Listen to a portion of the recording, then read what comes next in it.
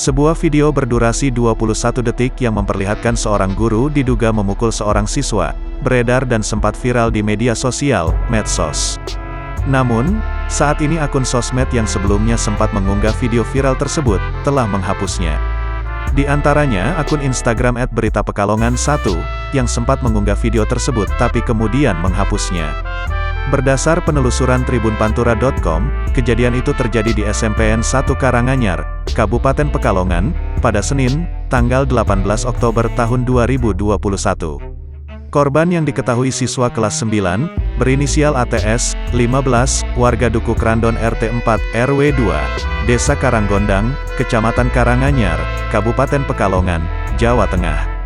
Korban merupakan anak dari pasangan Ahmad Saudi, 50, dan Dumiyati, 39. Sedangkan oknum guru diduga melakukan pemukulan adalah guru bahasa Indonesia berinisial S. Saat disinggung mengenai kondisi anaknya, ia mengatakan bahwa kondisinya anak membaik, cuman masih agak pusing, mual, dan nyeri dada. Terkait kejadian itu, Dumiyati mengungkapkan bahwa pihak sekolah dan oknum guru yang bersangkutan sudah datang ke rumahnya dan meminta maaf.